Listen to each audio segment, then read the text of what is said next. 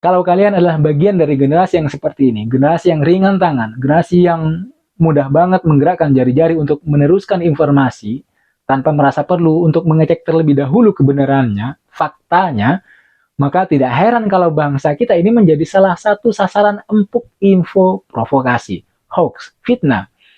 Kecepatan jari-jari untuk langsung like dan share itu bahkan melebihi kecepatan otak kita. Kita menjadi generasi yang kemudian lebih percaya pada informasi hoax, lebih percaya pada portal-portal fake news. Bahkan kalian mungkin menjadi agen-agen yang secara sadar atau tidak sadar juga menyebarkan informasi hoax itu.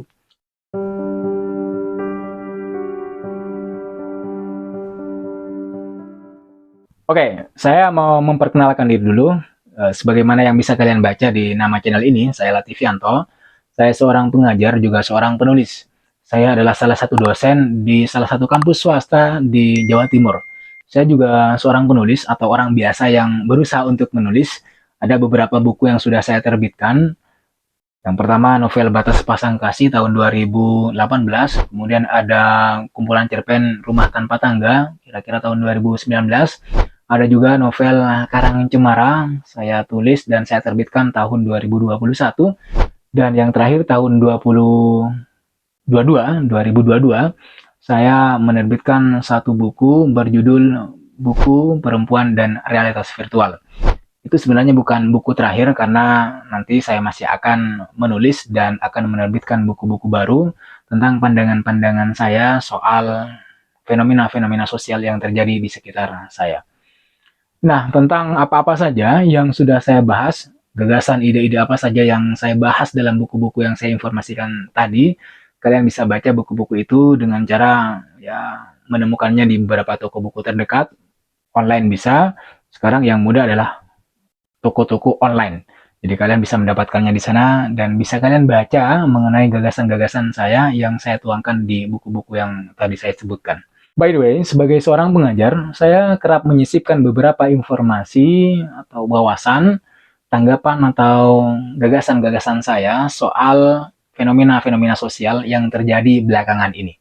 Jadi saya tidak melulu terpaku pada slide, pada materi yang sudah saya bikin dan sudah saya tampilkan di proyektor. Beberapa hal menarik yang sering saya sampaikan ke teman-teman mahasiswa yang ada di kelas saya, di kelas yang saya ampu adalah soal generasi kita hari ini.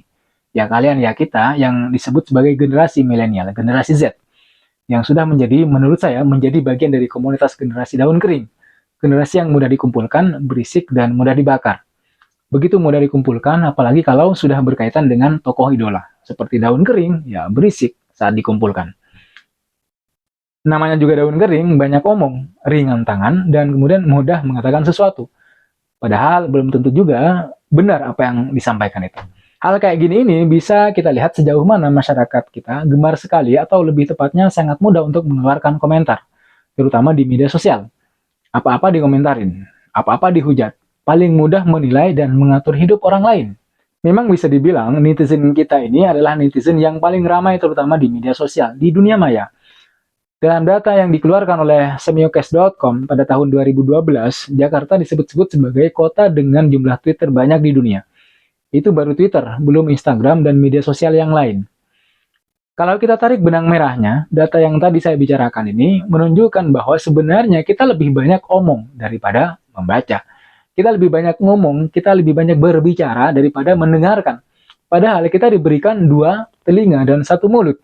Yang artinya kalian harus lebih banyak mendengarkan terlebih dahulu agar ketika kalian ngomong, ngeluarin pendapat, menyampaikan gagasan, omonganmu itu tidak menyakiti hati orang lain. Kalian akan lebih bijaksana dan hati-hati ketika mengeluarkan pendapat, ketika berbicara. Karena terkadang banyak di antara kita yang asal bicara saja, padahal nggak paham apa yang sebenarnya sedang dibicarakan. Ketika disebutkan Jakarta sebagai kota dengan tweet terbanyak di dunia, ini sangat mengherankan, benar-benar mengherankan sih. Jika didasarkan pada fakta bahwa sebenarnya bangsa kita ini adalah bangsa dengan daya baca yang rendah, minat baca yang rendah. Ini banyak faktor dan bisa kita perdebatkan. Ini beneran, ini bukan saya ingin menjelek-jelekan negara sendiri, ini fakta bahwa negara kita itu minat bacanya itu sangat rendah. Buktinya, UNESCO menyebutkan bahwa Indonesia berada dalam urutan yang kedua dari bawah soal literasi dunia. Artinya, minat baca masyarakat kita itu sangat rendah, yaitu hanya 0,001%. Ironisnya lagi, meski minat baca buku rendah, tapi data WR Sosial per Januari 2017 mengungkap bahwa orang Indonesia itu bisa menatap layar gadget ponsel kurang lebih 9 jam dalam sehari. Data ini menjadi dasar dari fakta selanjutnya bahwa dalam hal kecerewetan di media sosial, orang Indonesia berada di urutan kelima di dunia. Jika data ini kita beberkan, artinya masyarakat kita lebih suka untuk membaca potongan-potongan informasi yang ada di media sosial ketimbang membaca artikel lengkap yang ada di sebuah buku atau literatur-literatur yang lain yang sejenis. Artinya sangat sedikit sekali mereka yang mau membaca buku. Bahayanya, mereka yang gemar membaca informasi di media sosial, yang kita tahu informasinya hanya sepotong-sepotong, tidak lengkap, akan mudah terprovokasi. Kenapa bisa begitu? Karakter orang-orang yang gemar berselancar di media sosial itu adalah potret manusia yang ingin cepat menjadi produsen informasi. Mereka ingin menjadi orang pertama yang meneruskan informasi kepada orang lain, kepada teman-teman di media sosial. Sehingga sampai-sampai mengabaikan aspek keakuratan dan kebenaran dari informasi tersebut. Bisa saja informasi yang mereka terima itu palsu, tidak sesuai konteks, masih ada asbabun nuzulnya. Tapi karena kalian ingin segera dianggap sebagai orang yang update informasi, kalian teruskan saja informasi itu tanpa mengecek lagi kebenarannya, mengecek terlebih dahulu kebenarannya. Dan hal itu akan menyebabkan lebih banyak lagi orang yang akan terdampak oleh informasi palsu, informasi tidak benar. Sehingga mereka dengan mudahnya terprovokasi oleh informasi yang tidak benar tadi. Dan semua itu terjadi karena kita yang ringan tangan, mudah sekali terprovokasi potongan informasi yang belum tentu benar. Dan menganggapnya sebagai sesuatu yang benar, lalu kemudian di-share kepada orang lain. Kalau kalian adalah bagian dari generasi yang seperti ini, generasi yang ringan tangan, generasi yang mudah banget menggerakkan jari-jari untuk meneruskan informasi, tanpa merasa perlu untuk mengecek terlebih dahulu kebenarannya, faktanya, maka tidak heran kalau bangsa kita ini menjadi salah satu sasaran empuk info provokasi, hoax, fitnah. Kecepatan jari-jari untuk langsung like dan share itu bahkan melebihi kecepatan otak kita. Kita menjadi generasi yang kemudian lebih percaya pada informasi hoax, lebih percaya pada portal-portal fake news. Bahkan kalian mungkin menjadi agen-agen yang secara sadar atau tidak sadar juga menyebarkan informasi hoax itu. Reuters Institute menyebutkan jurang terbesar saat ini justru adalah soal kepercayaan masyarakat terhadap media fake news versus media yang valid. Faktanya memang begitu. Kata Kominfo diukur lewat alexa.com, beberapa media fake news bahkan bisa mengalahkan media mainstream seperti Antara News dan Tempo.co. Ini benar, serius, benar-benar bahaya. Ini warning, man.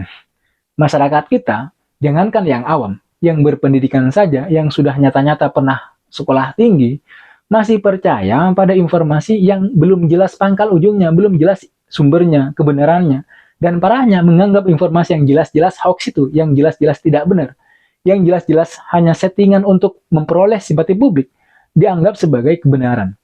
Kita, kalian, mereka tidak mau percaya pada data, tidak mau percaya pada objektivitas, dan memilih percaya pada keyakinannya sendiri. Sebenarnya tidak apa-apa dan bagus percaya pada keyakinan sendiri. Senyampang yakin pada sesuatu yang benar. Sayangnya, fenomena yang terjadi belakangan adalah mereka percaya pada keyakinan mereka sendiri yang menganggap sesuatu benar padahal bukti objektivitasnya enggak. Kalau banyak di antara kalian yang sudah percaya pada keyakinannya sendiri dan tidak mau melihat sedikit pun pada kebenaran data, tidak mau percaya pada fakta, karena takut atau khawatir keyakinannya berubah, maka berarti kalian, kita, itu sudah berada di era post-truth. Era di mana fakta-fakta objektif itu kurang berpengaruh dalam pembentukan opini publik dibandingkan emosi dan keyakinan pribadi. Di era post-truth, orang tidak lagi mencari kebenaran dan fakta, melainkan afirmasi, konfirmasi, serta dukungan atas keyakinan yang mereka miliki. Orang yang terpapar fake news di era ini akan menolak dalil dan data apapun yang dimungkinkan bisa merusak keyakinan dan kepercayaan yang sudah dipegangnya selama bertahun-tahun. Mereka akan lebih cenderung untuk mencari pembenaran, penguat terhadap apa yang diyakininya. Contoh yang paling dekat dengan kalian, dengan kita, misalnya, kalian tidak akan pernah sedikit pun mencari pembenaran objektif kenapa seseorang pergi meninggalkan kalian. Kalian yang pernah atau sedang ditinggal oleh kekasih kalian pada saat lagi sayang-sayangnya, tidak akan pernah mencari fakta-fakta objektif kenapa hubungan kalian gagal alias putus. Tidak akan pernah dan tidak mau. Malah sebaliknya, kalian lebih cenderung untuk mencari pembenaran atas apa yang sedang kalian rasakan. Kalian akan memposting kata-kata mutiara, kalimat-kalimat hikmah, petuah-petuah motivator yang dapat memperkuat perasaan yang sedang kalian rasakan. Kalian baca bukunya misalnya Boy Chandra, bukan karena pengen benar-benar membaca, tapi karena kalian ingin mencari pembenaran-pembenaran atas perasaan patah yang sedang kalian rasakan. Kalian kutip satu potong kalimat dan kalian posting di story WA kalian untuk memperkuat perasaan patah yang sedang kalian rasakan.